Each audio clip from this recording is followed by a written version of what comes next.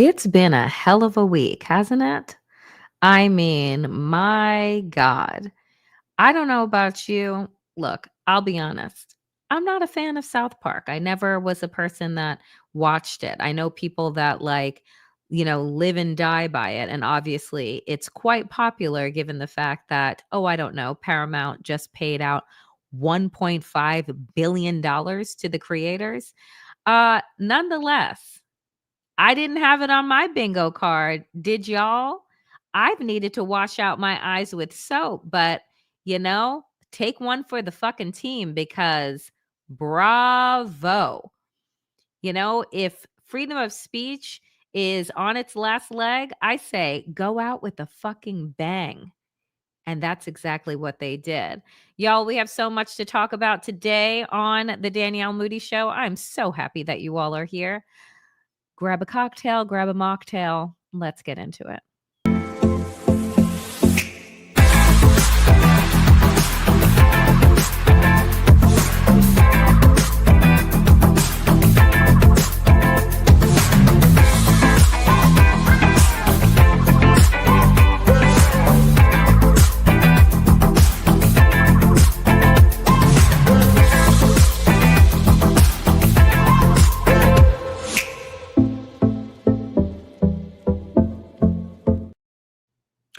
So let me just say this. I'm going to play a clip of South Park, knowing that only the people that are watching live are going to be able to see it. Because what's going to end up happening, which is what happens when I play clips from television shows or music, is that YouTube is like, you don't have the copyright for that. So it's a no.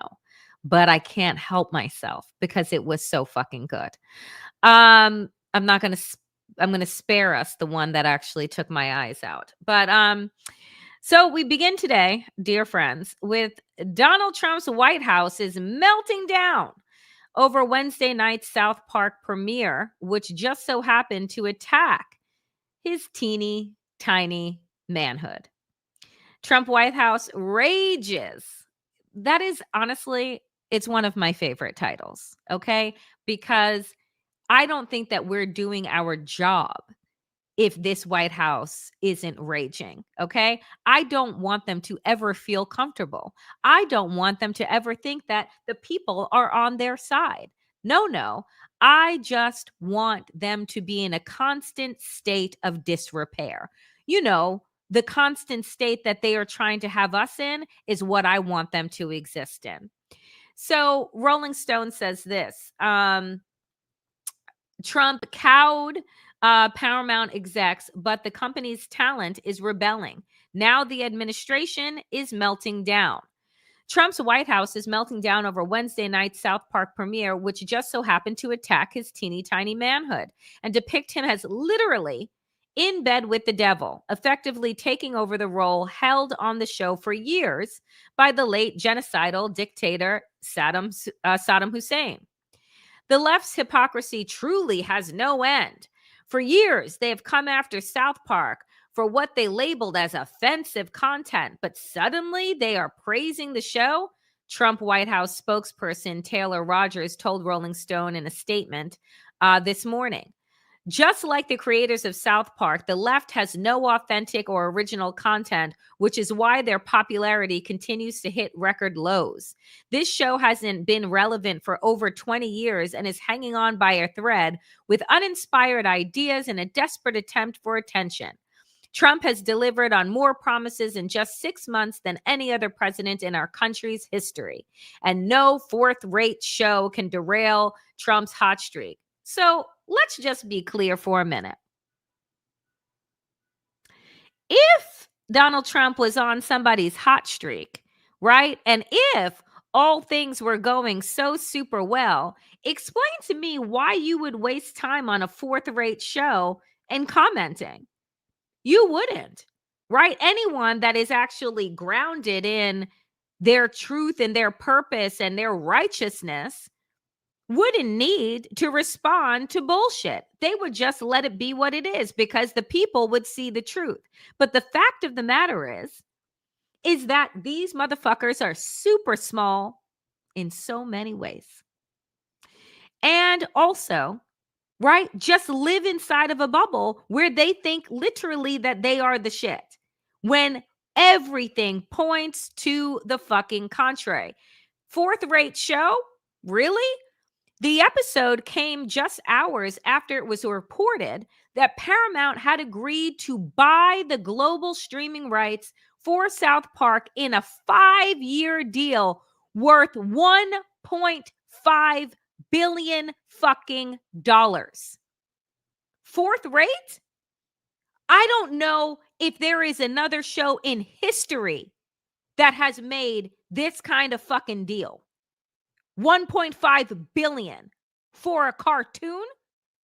Yeah. So, fourth rate? I don't think so.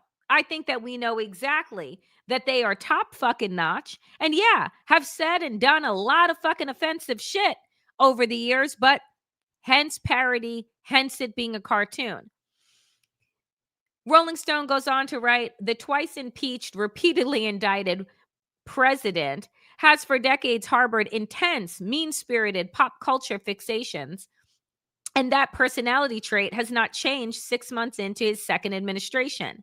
It would be easier to shrug off his celebrity obsessions as mere cattiness if waging war on late-night television and its corporate owners weren't an actual facet of his administration's sprawling project of authoritarianism and fear. This is why it matters what South Park did. Because there is an absolute war on free speech. Donald Trump is being paid out like a top-rated Epstein, of age hooker by universities, by organizations, by networks. I want somebody to calculate how many hundreds of millions of dollars Donald Trump has made from his bogus, fraudulent fucking lawsuits over the last 6 months in office. Somebody needs to do that math, and I'll try and put it together for Monday. But my God, when I show you what fucking Columbia University did this week, on top of what Paramount has done, on top of ABC, the list goes on and on and on. Paying out to Donald Trump's make pretend library that he's never going to have. What is it, filled with ketchup bottles and burger wrappers? Because it sure as fuck isn't going to be filled with books, I guess, unless you have a copy of Mein Kampf to give out to everybody that comes. Ugh. Anyway, let's play the clip. And I apologize for folks who are going to watch this after the fact because the clip will not likely be here. But for those of us here present, I mean, the absurdity of it and the brilliance of it. South Park, bravo. Bravo. I can't pull up the PSA that they did. I hope all of you saw it because that was just, if you thought that that was funny, the PSA, and these are just snapshots of an AI version of Donald Trump walking through the desert, taking off his tacky, misfigured suit down off of a diaper down to like a very tiny dick. Oh my God. I was like, they ran this on TV? Yeah. Bravo. And here's the thing. The creators of South Park, they waited until that check cleared. I am certain of it. They're like, let us take the check. Let us probably move it to a different bank. Cleared. And then hit go. You can't do better than that. And this is, again, why does it matter? Why does it matter that people with platforms, people that have money, that are protected, right? That they speak out and do what needs to be done, even if it is in parody, because that honestly is the way to make it through all of the noise and the news that people don't watch is to use comedy, is to use entertainment as that gateway, right? To experience the fuckery. But here is what Donald Trump is doing. So his FCC chair, Brendan Carr, was on Fox after an episode of The View aired, talking about the fact that it is entirely possible, because they did not like this episode of The View where Joe Behar went off on Trump.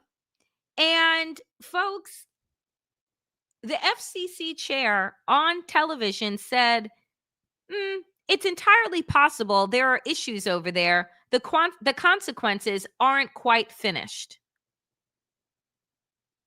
The president of the United States is threatening to cancel a show. Let's go to The View, shall we? Joy Behar yesterday said this.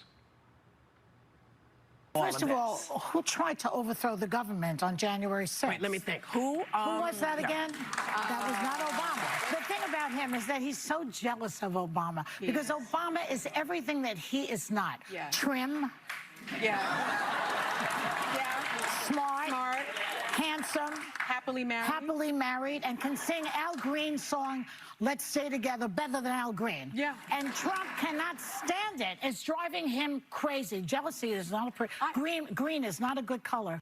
That from yesterday. Who knows what happens today? The White House chose to respond to that. Of course they did. And this is what they said. Joy Behar is an irrelevant loser suffering from a severe case of Trump derangement syndrome. It's no surprise that The View's ratings hit an all-time low last year. She should self-reflect on her own jealousy of President Trump's historic popularity before her show is the next to be pulled off air, end quote. Is The View now in the crosshairs of this administration? Look, it's entirely possible that there's issues over there. I mean, again, stepping back, this broader dynamic, once President Trump has exposed these media gatekeepers and smashed this facade, there's a lot of consequences. And I think the consequences of that aren't quite finished. And look, The View's got a lot of challenges there. It wasn't that long ago, I think one episode, one show alone, they had to stop, interrupt the show, and So when people say, oh, we're not living in an autocracy, this is still a democracy, I give you exhibit A through Z and back again. Donald Trump is picking off every single mainstream outlet that he doesn't agree with. And the networks are bending a knee. I will not be surprised if in the coming days, coming weeks, if ABC, which is where I think that The View is, says that The View is not going to be renewed, or says that Joe Behar is going to spend more time with her family. Can you imagine, like, isn't the president of the United States, isn't that like an important job?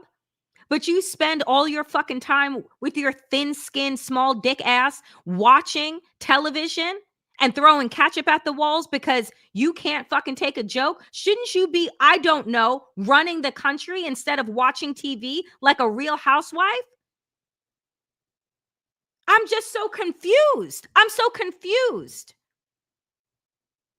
Like, the job is so big, the job is so important, Trump is so successful, but he's spending his time with petty shit like this? You look dumb. And I wish somebody around you would tell you how fucking stupid you look.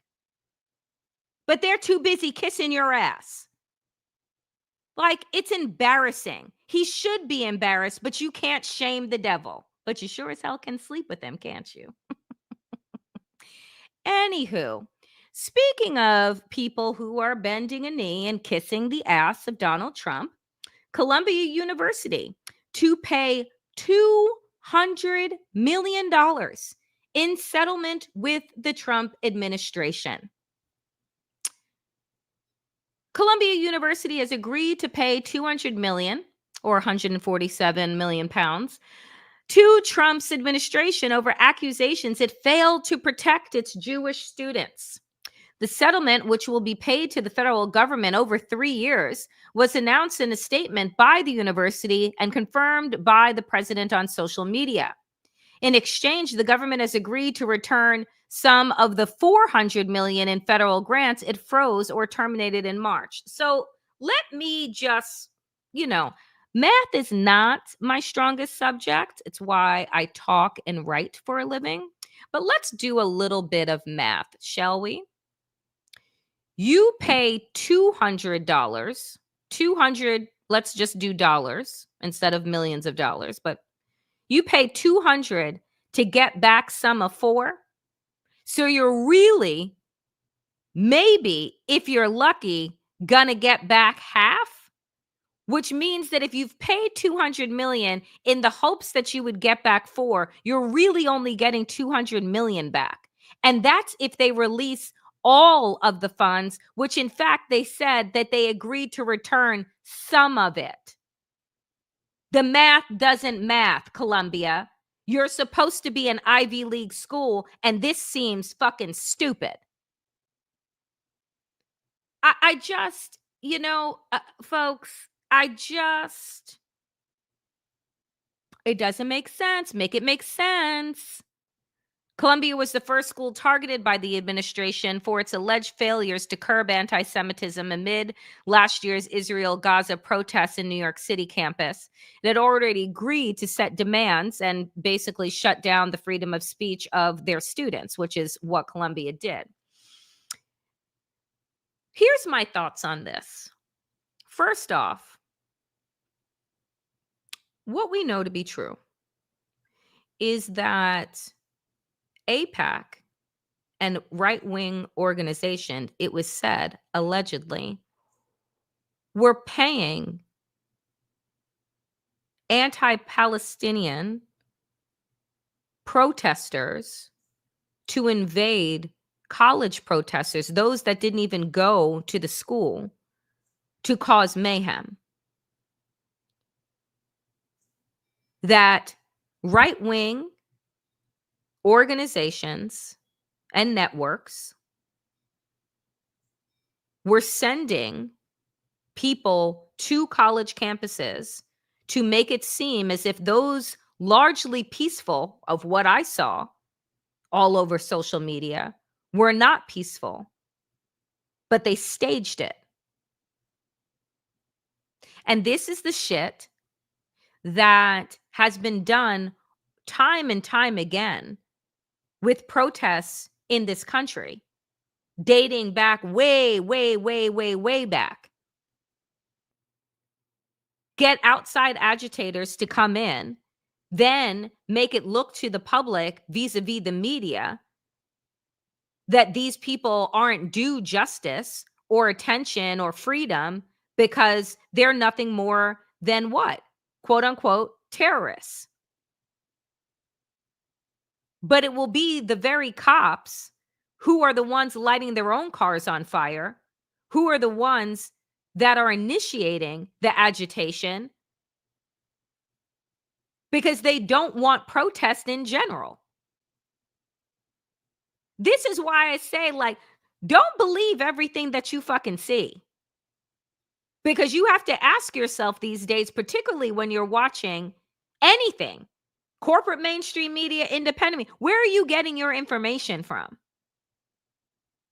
Because if you're talking directly to the students that were occupying their college campuses, it was Muslim and Jewish, Christian students gathering together in protest against their college tuition money being sent to fucking Israel. This always comes back to money, folks. It always comes back to the fact that if I'm paying for an education, which is an expensive one if you're talking about Columbia University, and I'm a fucking student there, and I'm saying, you know what? I want you to divest. Because I don't want my tuition money going to fund genocide, going to blow up universities and hospitals and kill people seeking fucking flour so that they don't starve to death. have a right to say where our money goes. $3 billion a year Israel receives from the United States. Do you think that they would be able to carry out the genocide that they are doing right now without the backing of the United States? From both the Biden and the Trump administration? No, they fucking would not. They don't put $3 billion in education. They don't put $3 billion in the fucking Environmental Protection Agency. They don't put $3 million in the Agriculture Agency. When was the last time $3 billion went into anything that the people of this country actually fucking need? But you're sending $3 billion to bomb children. Got it. I said this earlier today. It makes me sick to my stomach to watch and scroll through the starvation of an entire people when we live on a planet that is abundant but filled with greed and depraved fucking people. But there is something that is happening. I say this often. There is an awakening that is happening. It makes me sick that hundreds of thousands of people need to die in the most inhumane way possible by denying them food and aid. But because of this atrocious sickness, the world is seeing Netanyahu and Israel for what it is. It is not a country that is about the protection and safety of people. They are the oppressor.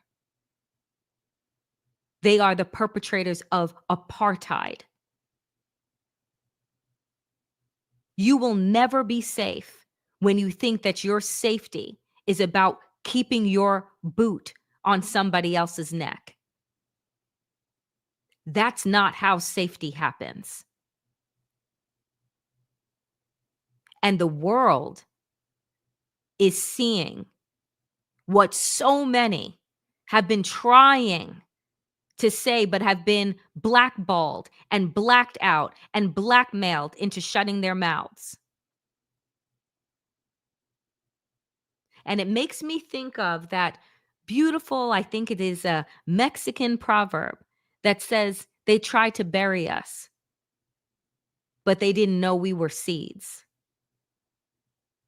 They have been trying to bury Palestine. They have been dehumanizing this community. Can you imagine being told that you can't fly your own flag, that another nation gets to tell you that you can't fly your flag? That you can't have pride, you can't wear a cafe, you can't show the humanity of your culture without being called an anti-Semite?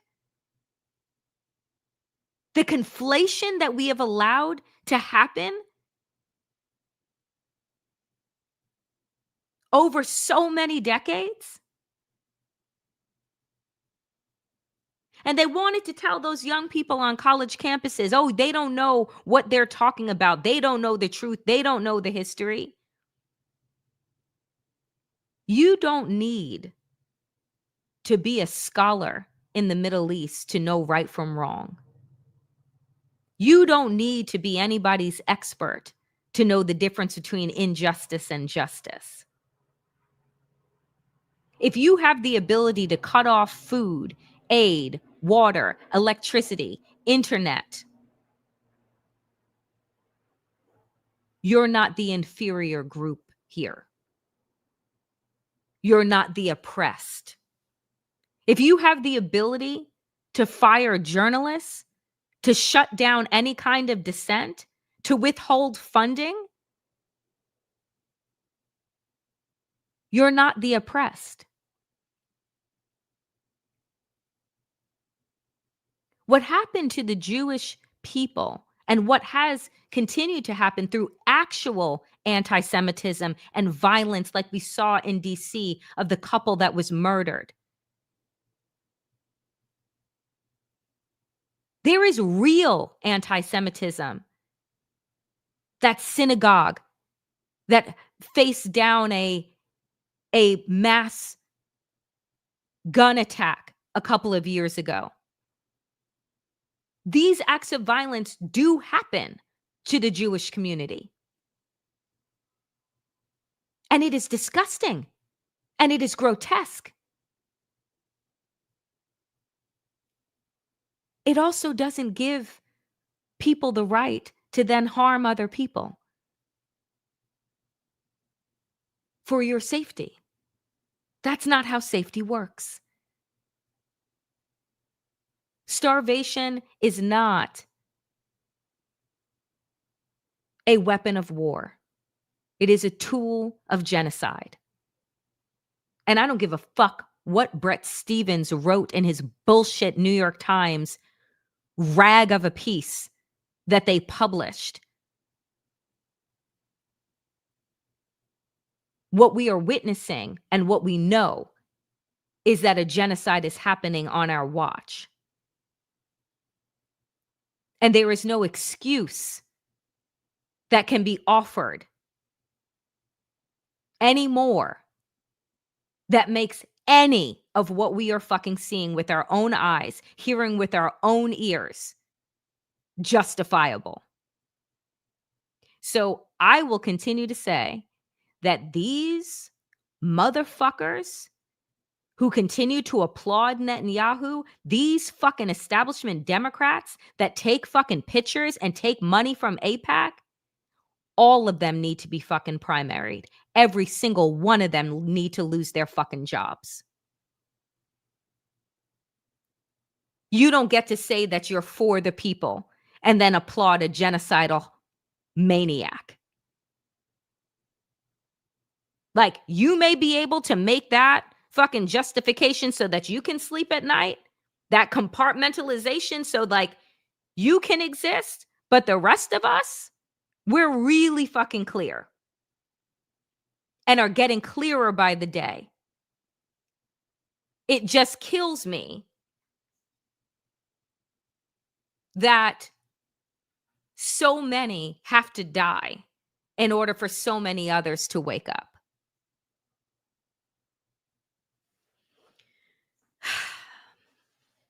Moving on.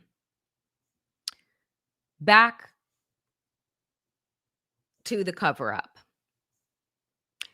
So, I'm so glad that some Democrats actually did get their shit together. Because Gavin Newsom, who I am not a fan of, has finally, since, his state was invaded by the Trump administration, has decided that maybe having a podcast where you go on television and go on air, I'm sorry, with right wingers and talk about how they have some points to be made, that maybe that wasn't the best fucking move that you could have done. You know what I'm saying? But I won't forget it, and don't think that you're going to run for president anytime soon and get anybody else's support, okay? Because receipts are receipts for a reason. Nonetheless, he's been posting some good things against this administration. And he posted this. Mark Wayne, also, why is your name that? And why is it all one word? The petty side of me is coming out today, but why? Anyway, he said very clearly, just in case anybody was keeping tabs at home, Mark Wayne said, what we're simply trying to do here is give President Trump cover. And Newsom's like, oh, so they're not even trying to hide it.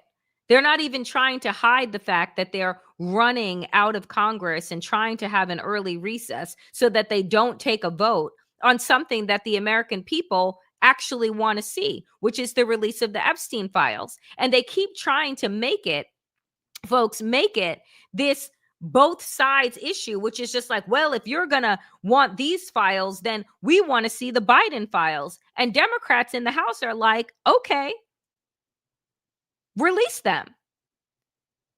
Like, again, if you are saying that these files contain the most bipartisan group of people who were involved with Epstein, and Democrats are on that list, I don't want them. And I sure as fuck want to know exactly who they are, so I know who not to give my money, my time, and my energy to. I'm not afraid to know the truth, because you know who I know is not on the list? Me. Okay? And people I know. So, that motherfucker. Because this is what came out late last night. Had a personal relationship with Donald Trump? What do you mean by personal relationships? Have you socialized with him? Yes, sir. Yes? Yes, sir. Have you ever socialized with Donald Trump in the presence of females under the age of 18? Though I'd like to answer that question, at least today, I'm going to have to assert my 5th, 6th, and 14th Amendment rights, sir. So here's what we should just all know at this point. 1, body language. Let me show it again. Does that look like the body language of somebody who isn't conniving, sneaky, with something to hide, mouth covered, slack to the side? This is a deposition, right? This is a deposition that you know at some point is going to be possibly be released. This is a deposition that is going to either have you be able to prove your innocence or show your guilt. That doesn't, to me, look like the body language of an innocent person. But I want to run back what he said again. Had a personal relationship with Donald Trump? What do you mean by personal relationships? Have you socialized with him? Yes, sir. Yes? Yes, sir. Have you ever socialized with Donald Trump in the presence of females under the age of 18? Though I'd like to answer that question, at least today, I'm going to have to assert my 5th, 6th, and 14th Amendment rights, sir. Although I would like to answer that question, I'm going to plead every amendment, beginning with the 5th. If the answer was no, he would just say no. And also, just for the lawyer doing the questioning, normally how we refer to quote unquote females or girls under the age of 18, they are girls and children. Just, why use so many words? That, and again, I say, it's a very simple question. Have you ever been hanging around with Donald Trump in the presence of girls under the age of 18?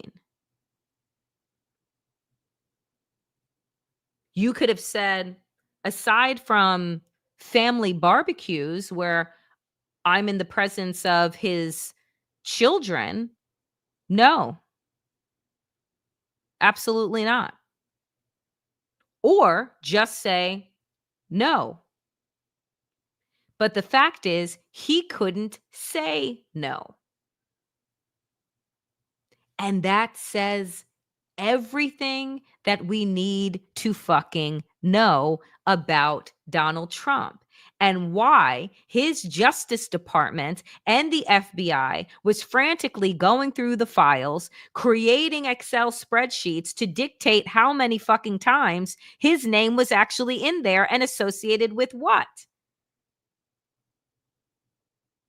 So again, if you've done absolutely nothing wrong and you're like, release the files because, yeah, I'm in there, but it's just because I've had business dealings with him. He was a financier. I don't know what other shit he was up to.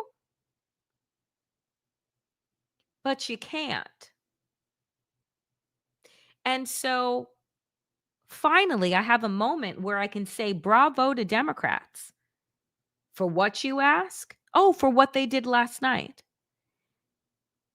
In a genius move, House Democrats were able to pass a motion in the GOP-controlled House Oversight Subcommittee to subpoena all the Jeffrey Epstein files. Republicans were blindsided because Democrats dropped an 11th hour motion at an unrelated hearing after noticing that most GOP members on the panel had publicly demanded the files be released.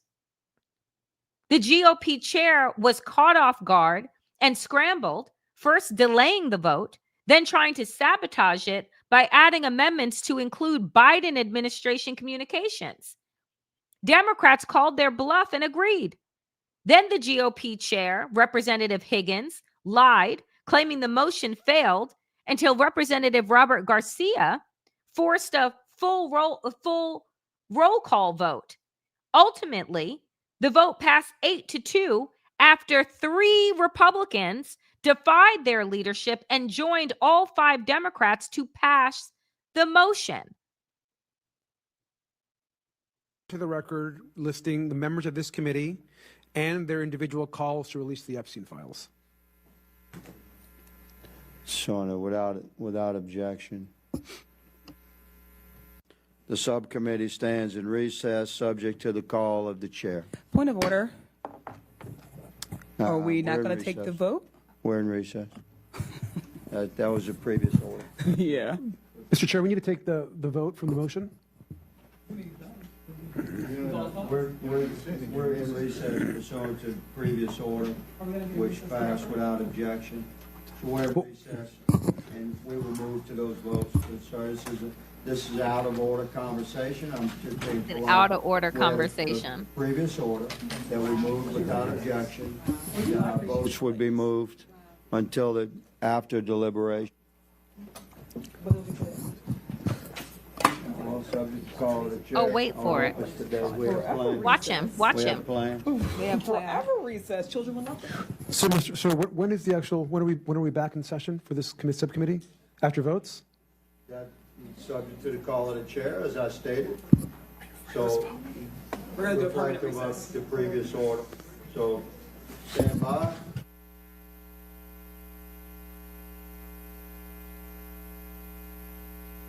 So, And now we will be calling up Ms. Lee's motion as amended. All those in favor, say aye. Aye. All those opposed, no. No. In the opinion of the, pardon? The ayes have it. In the opinion of the chair, the no has it. Recorded vote, sir. Recorded vote is called for. The clerk will call the roll. the noes have it. Y'all Mr. can hear, Gosar. right? Mr. Biggs.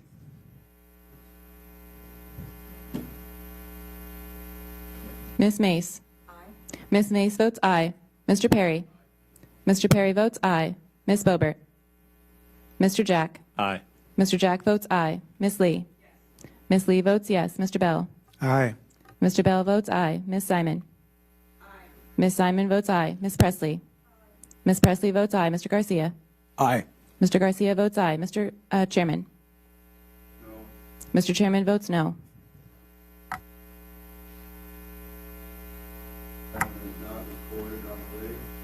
Mr. Biggs is not recorded. Mr. Biggs votes nay.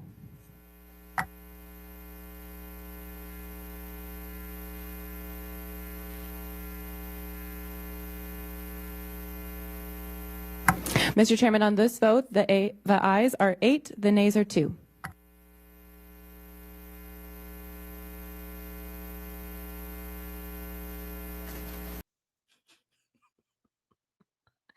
The ayes were 8 and the nays were 2.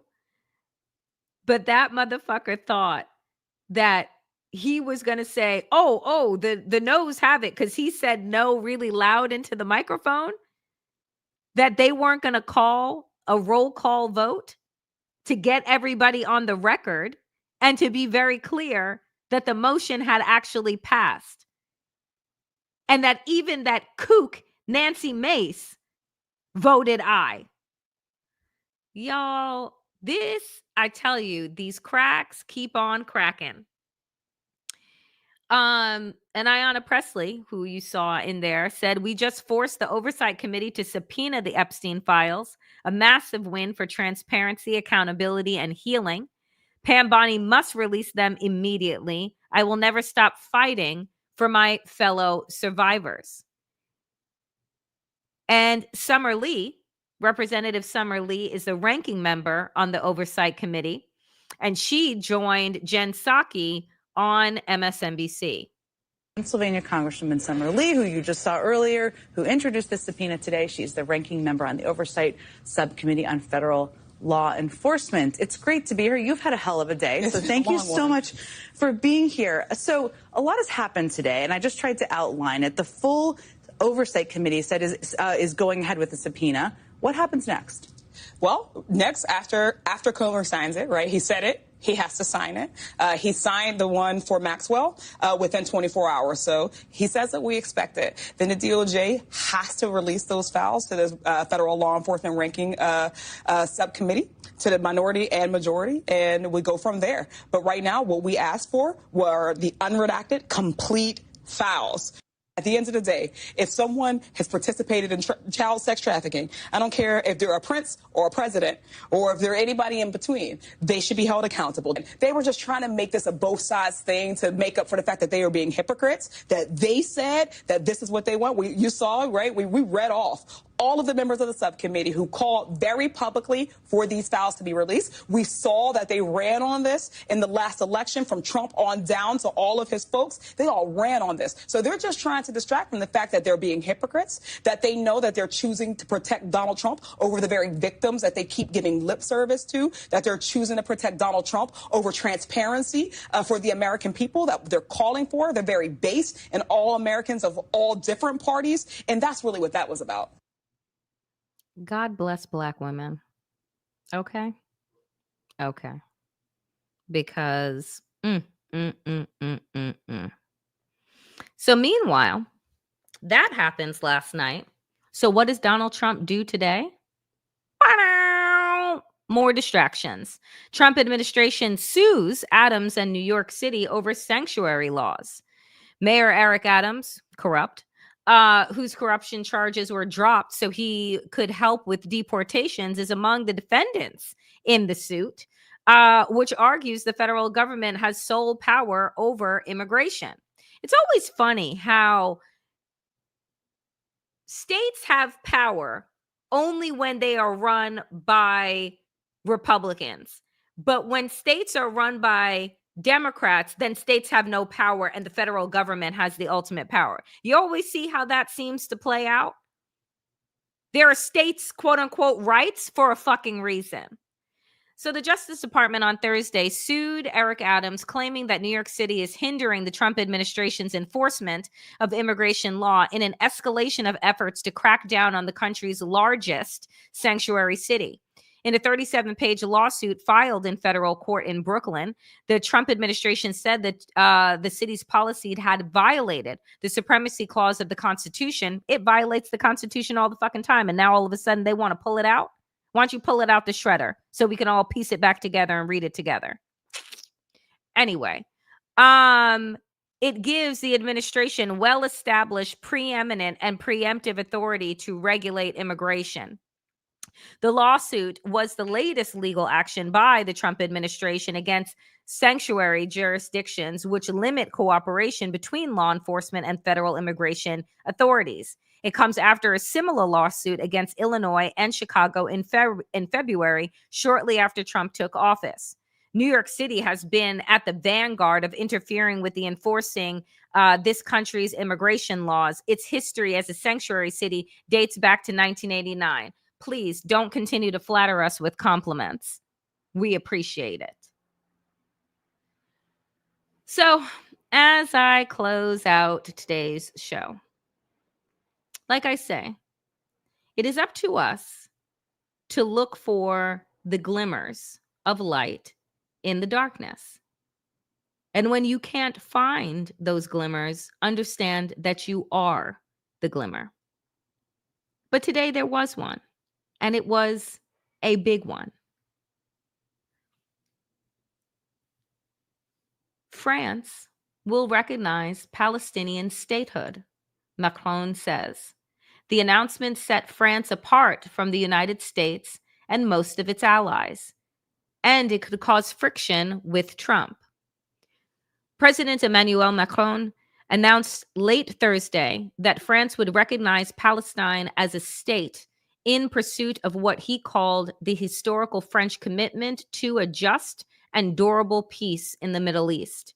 In a surprise statement on that man's broke-down social media platform that followed months of hints and hesitations over possible French recognition of a Palestinian state, he said that he would make a formal announcement to this effect at the United Nations General Assembly in September in New York.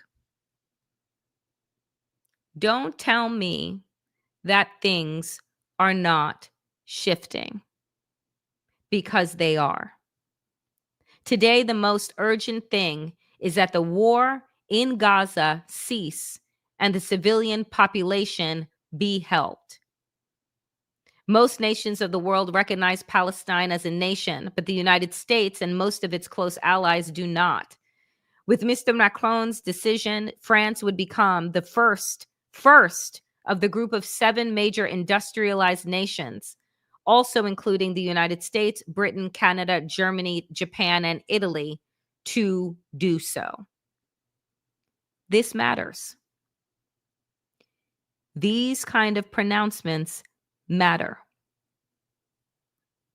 We shouldn't live in a global society where other nations get to dictate the statehood and legitimacy of others. You should exist because you are. But this is how colonialism, patriarchy, and capitalism works. Those with the most money get to make all the decisions and have all of the power.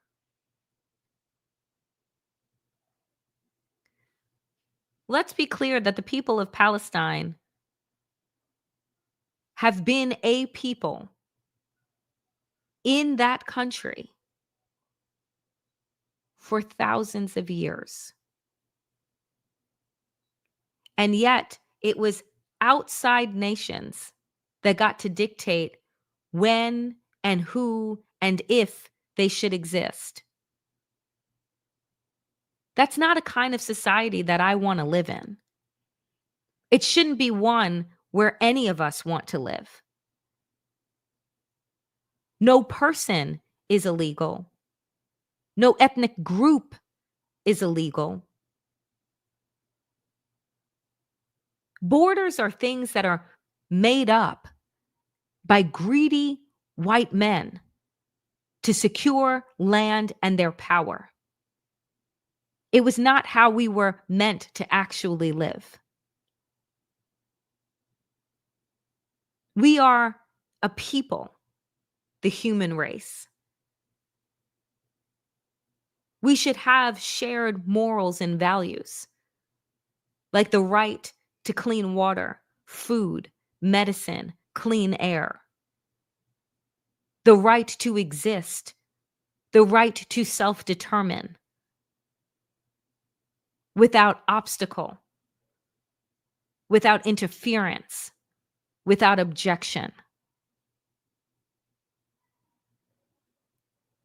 It shouldn't take a live stream genocide for the world to wake itself out of its stupor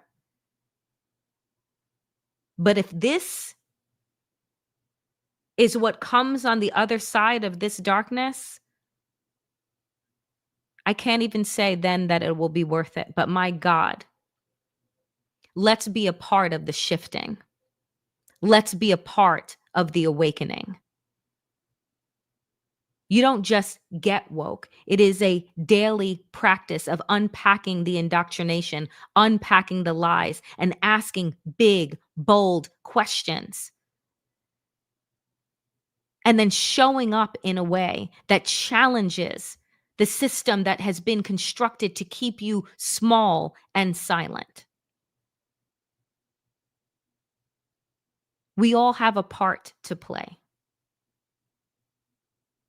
We all have a role in this resistance. Your goal, your mission is to figure out what yours is. That is it for me today, dear friends, on the Danielle Moodie Show. I want to thank all of you so greatly for your donations today. This is independent media, people-powered media. Thank you, Inferno, Tony, Susan, as always, Ernst, as always, K-Dub, Ernst again coming in strong, Trash Panda, appreciate you. Also, if you have yet to subscribe to this channel, it is free, folks. I never put anything behind a paywall, so hit like, comment, and subscribe. We are now surpassed 28,000, and we are making our way to 30,000. I can't thank this community enough for continuing to have faith in me and showing up and supporting me and each other. I appreciate each and every single one of you. I will be back tomorrow, 12 p.m. Eastern, with our good friend Wajahat Ali for Democracy-ish Live, 12 p.m. Eastern. And the Danielle Moodie Show, as always, will be back on Monday, 5 p.m. Dear friends, see you then.